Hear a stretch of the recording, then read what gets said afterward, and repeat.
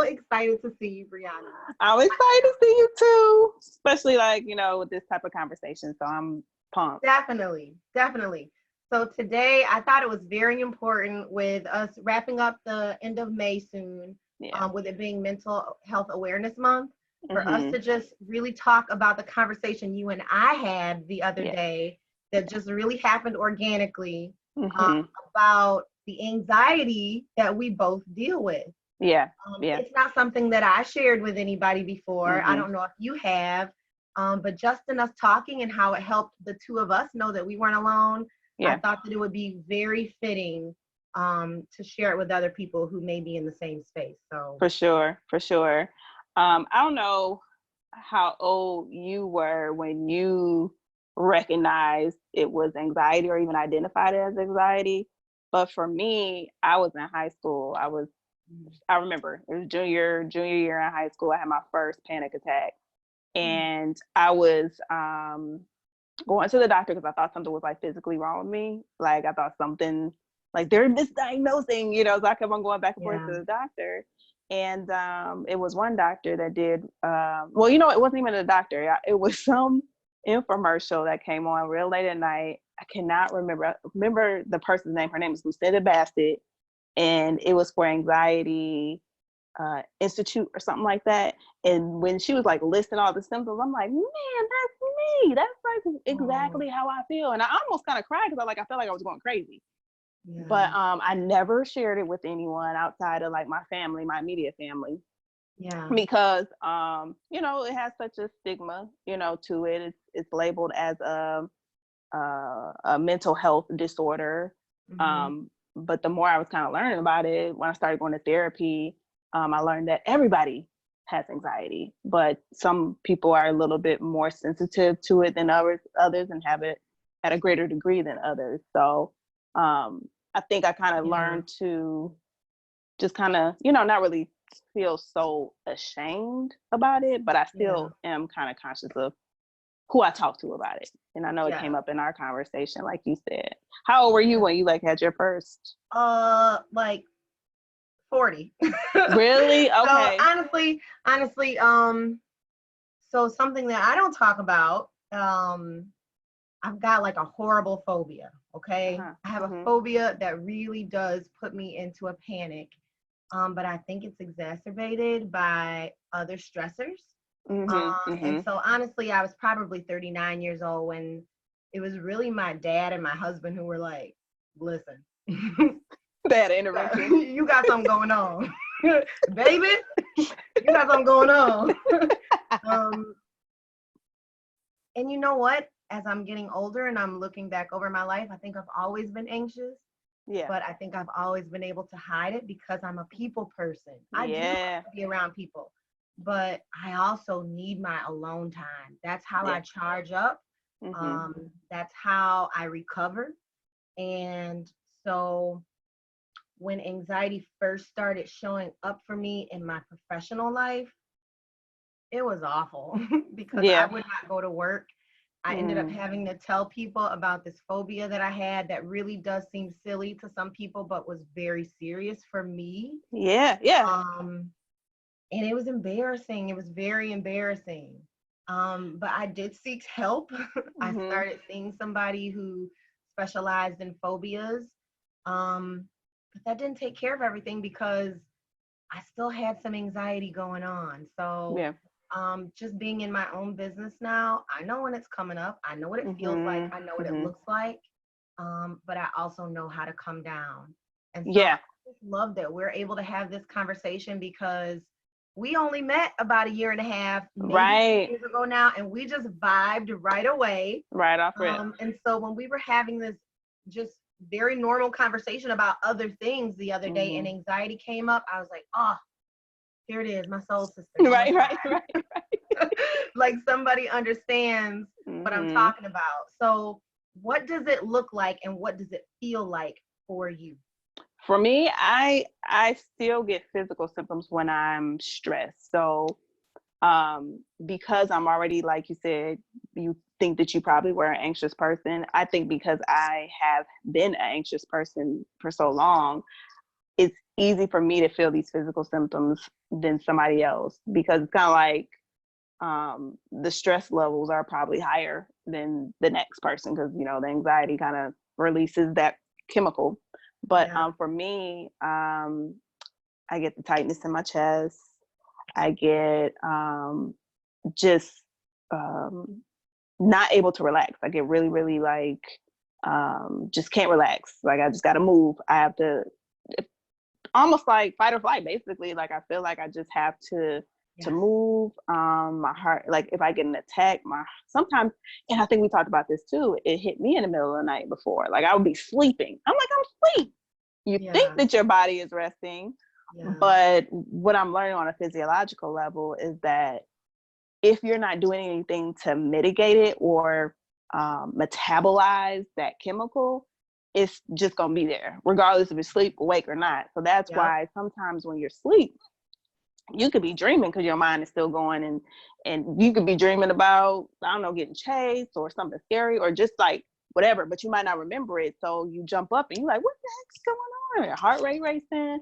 And if you don't kind of stop it and kind of let your body go through the whole episode, you just feed it more. So it feels like it's a forever attack. Yes. You know, start Please sweating. stop, let it end. Yeah, right. Because I would start sweating. Then I really think I'm having a heart attack. And then I just had to learn to just calm down, let it do what it's gonna do, you know, and not feed into that fear, because if you feed into it, it's just gonna kind of give it more ammunition. So but on a day-to-day, I know, like if I have a stressful day at work, like I said, I have tightness in my chest, or I might get prickly feelings on my skin, like needles almost sometimes. Or I remember one time I felt like somebody kind of just poured water like on me. Like it felt like water. It's really weird. Like it's some weird symptoms that come with this. And from what I learned, it's just because of the overstimulated nervous system, your nerves are just overstimulated, and these feeling sensations that you feel are all because of that, the stress hormone. So which is why I used to think something's wrong. I used to think like, okay, there was something wrong. You just didn't know what to call it, and you didn't know what the cause was. For me, what happens, and if I'm not very careful, it will happen all the time. I have to take a lot of care to make sure that I'm getting enough rest. I have to exercise, and I'm not like a person who's like, I love to run. Don't like it at all. Don't like it at all. Same here. A little bit. But I will take a walk. I will do some yoga. I have found ways to get some of that energy out of my body, because of what it feels like to me is when you said fight or flight, like for sure I would wake up in the morning, wake up in the morning and feel that way. And that is not the way to start your day. And the kind of work that I do that requires me to have a clear mind, I could do the work that I needed to do and I could mask it, but I'm sure it showed up other places. And it just was not a good feeling. So what do you do now to combat some of that? Meditation. Like meditation is like, it works wonders if you're consistent with it. But that's my thing with the consistency. Just being transparent, like I'm not consistent with it, but I know when I do it, I do feel better. I feel calmer. The symptoms are at bay. Even just like monitoring my thoughts, because I know that's what really kind of starts everything in the first place, are my thoughts. And stopping scaring myself. And when I mean scare myself, not necessarily like I'm telling myself a scary story, but just like just what it's thinking and worst case scenarioing. And why are we doing that? Why do we do that? Stop it. It's so counterproductive. But what I guess in the anxious mind, it's like you want to be 10 steps ahead. But it's like you're just creating more discourse and more anxiety, more of those symptoms when you thinking that you're being 10 steps ahead of whatever it is that you want to prevent from going wrong. And then also just being more spiritual and surrendering and really having more faith, because I know for me, my thoughts would always be me trying to get something together, make sure things are in order, making sure like all my like the perfectionist type of Yep. disposition or characteristic, and learning how to just surrender more and Yeah. let go and be receptive. Like that is something that does not come natural for me. It's That's something real. I have to relearn, relearn, because faith is, as much as it is a spiritual thing, I think faith is a mental thing first, the belief, Yep. so Yeah. now just really monitoring and being conscious of my thoughts, and those thoughts are beliefs in a sense, Yeah. whether it's a belief that's going to work against you or a belief that's going to be of service to you. So that's kind of like what I've been doing. And then reading books, that kind of affirm that way of thinking, more on a positive end. And connecting too, because I can be recluse, and being recluse, I allow myself to think. Yep. So Yep. I noticed like getting out Alone in the danger zone. Exactly.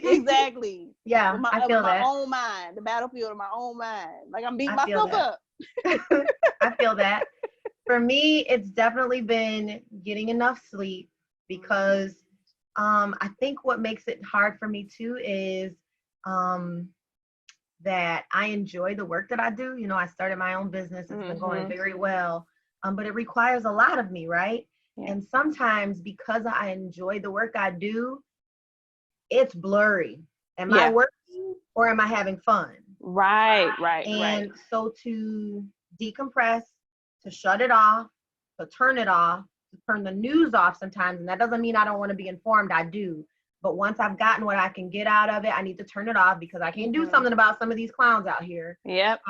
So monitoring what I'm taking into my spirit. And when you said meditation, that's been very important to me. I'm a believer, so I stay prayed up. Yeah. But that does not mean I don't have a struggle, because I do. Yeah. I have to constantly tell myself, come on down. Why are you going there? Yeah. And then having really a human experience. Yes. And just really practicing yoga before I go to bed.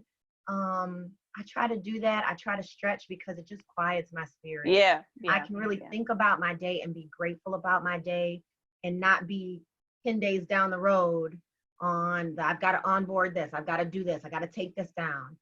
So just really being mindful has really helped me with anxiety. And quite honestly, like, I know that people are hesitant to talk about some of their experiences, and sometimes hesitant to talk about getting help.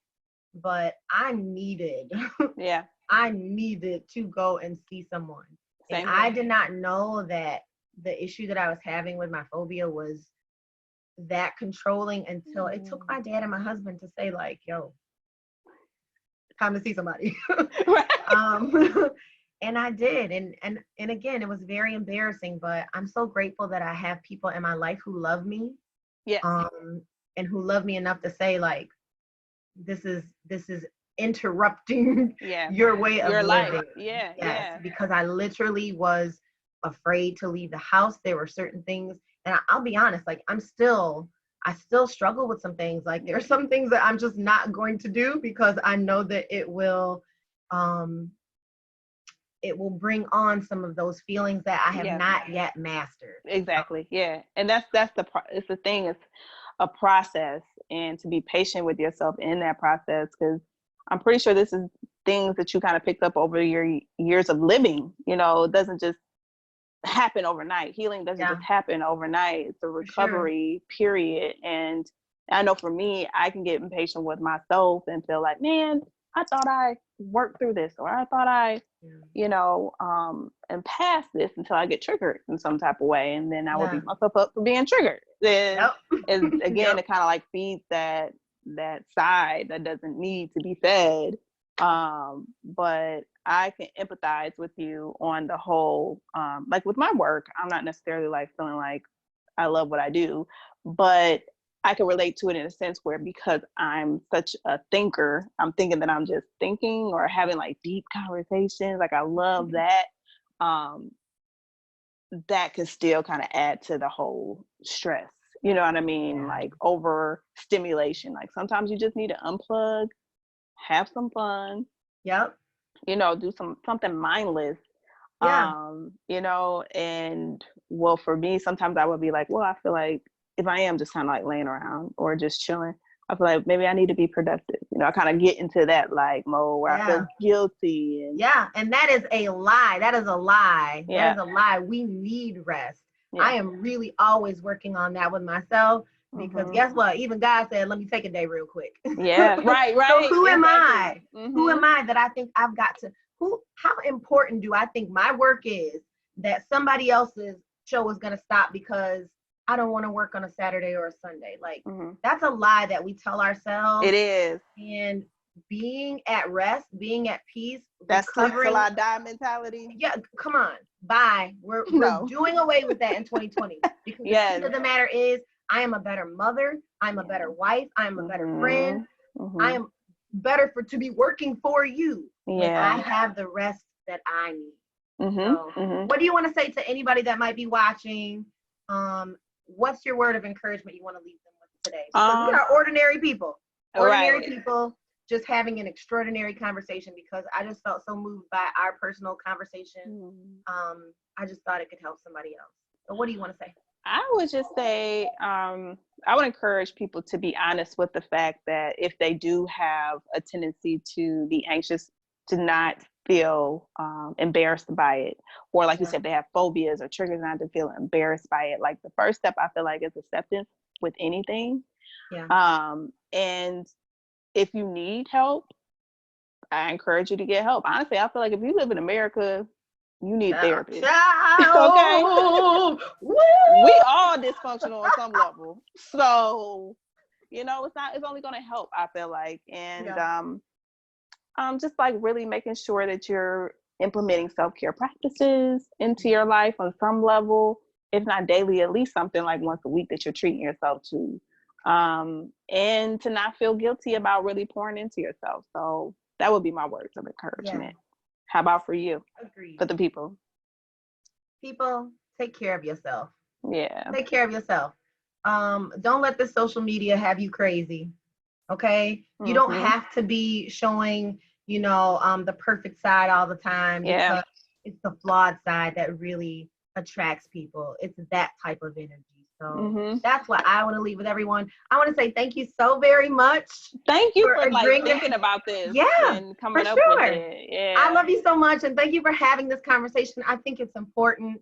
And tell the people where they can find you. First of all, tell the people what you do beyond what you do in your 9 to 5, because you're phenomenal. And I know you wouldn't have brought it up had I not said it. So tell the people what you do.